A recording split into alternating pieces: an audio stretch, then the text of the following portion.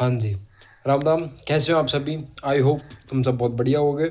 और कैसी चल रही है तुम्हारी तैयारी? कमेंट में एक बार ज़रूर बताएं। अगर आप DSSSB-MTS 2024 भर्ती की तैयारी कर रहे हैं या फिर आपने फॉर्म भरा है और आपका एग्ज़ाम अभी नज़दीक है, तो यह वीडियो आपके लिए बहुत ही इन्फॉर्मेटिव होने वाली है। तो कंप्लीट इस वीडियो को देखना। बहुत छोटी ये वीडियो रहेगी, इस वीडियो को कंप्लीट देखें।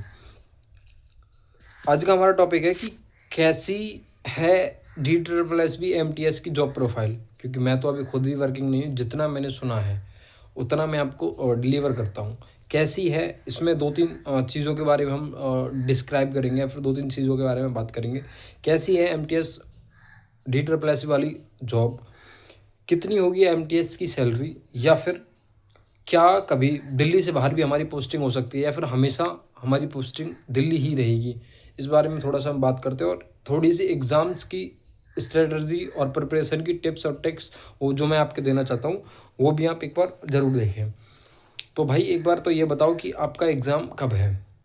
क्योंकि मेरा एग्ज़ाम जो है 26 अप्रैल को है, नोएडा सेक्टर 62। अगर कोई बंदा मुझसे मिलना चाहता है तो भाई वहाँ आ जाना। मैं आपको अभी साइड में आपको स्क्रीनशॉट दिख रहा होगा, ये मेरा एडमिट कार्ड का, एग्ज़ाम सिटी का।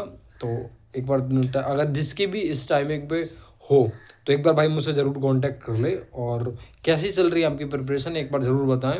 आगे का वीडियो हम डिस्कस करते हैं।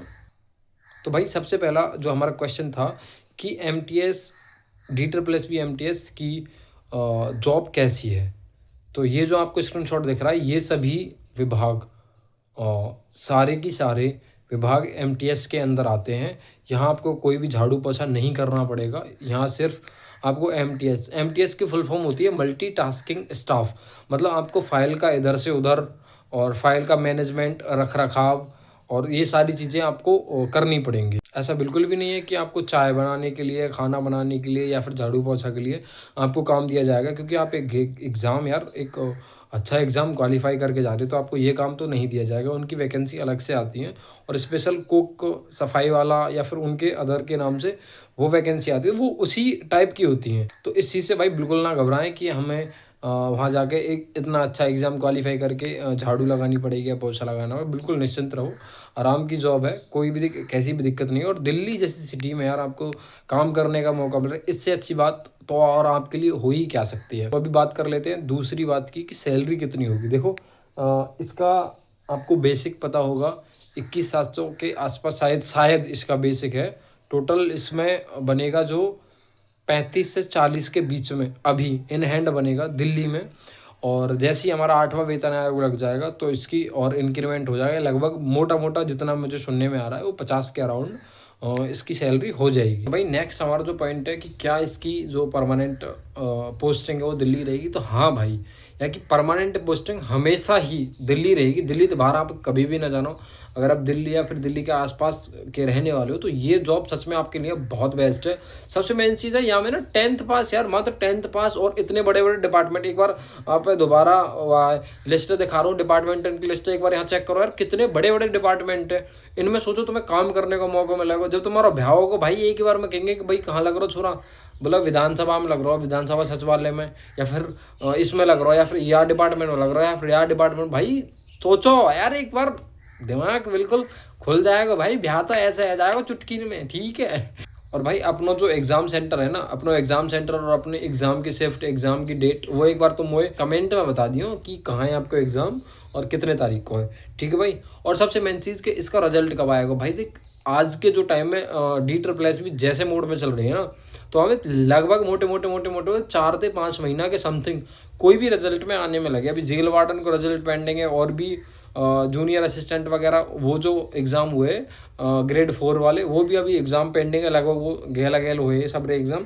तो एग्ज़ाम्स को समझ लो तो मोटा मोटा 4 से 5 महीना आराम से लग जाएंगे भैया एग्ज़ाम में, और अभी कंडक्ट एग्ज़ाम के रिजल्ट आने में। तो भाई मोटी मोटी अब हम बात कर लें कि यह एग्ज़ाम में क्वालिफाई करने की स्ट्रेटजी, एकदम बढ़िया धांसू स्ट्रेटजी क्या होनी चाहिए।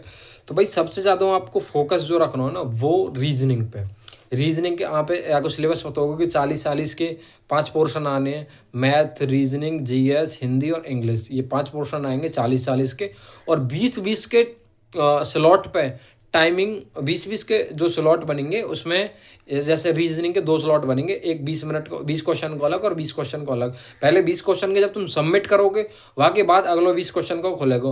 अच्छा एक चीज़ हमेशा भाई, मैंने इतने भी खैर एग्जाम DSSS के ना दिए हैं, फिर भी मैं इतना मेरे दिमाग में आ गया है कि जो DSSS में रीजनिंग है ना, रीजनिंग में एक पोर्शन हमेशा हार्ड होता है, हार्ड इन द सेंस थोड़ा सा मॉडरेट रहे, और जो दूसरा पोर्शन है वो हल्का सा नॉर्मल रहे।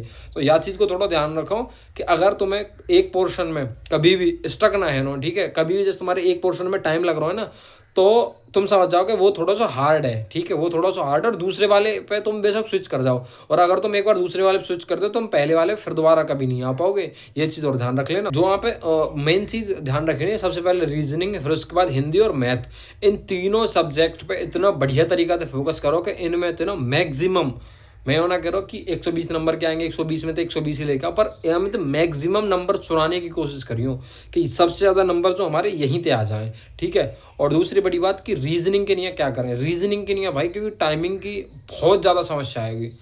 अगर जिस भी बंदे ने इस एग्ज़ाम में टाइम मैनेजमेंट कर लियो, उसका हमेशा बता रहा हूँ DSSS भी हमेशा क्वालिफाई है जिसने टाइम मैनेजमेंट कर लियो।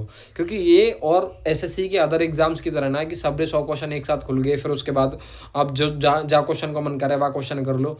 ये हमेशा टाइमिंग की दिक्कत है। और मेन चीज़ यहाँ पे एक चीज़ और बता दूँ कि जो यहाँ अभी MTS को एग्ज़ाम चल रहा है ना, यहाँ में मात्र 20% अटेंडेंस चल रही है, ठीक है। ओवरऑल आप लास्ट तक देख लो 20% अटेंडेंस रहेगी, कभी 17, 16, 15, 18, 19, 20 इतनी ही अटेंडेंस चल रही है। सोचो, मुझे तो खैर अंदाजा ना है कि शायद कितने बालक ने फॉर्म भरो, सोचो 20% यानी 100 बंदा अगर फॉर्म भरे तो उनमें से जस्ट 20 बंदा पेपर देने जा रहे हैं। यार तुम्हारा 80% तो कंपटीशन ही खत्म।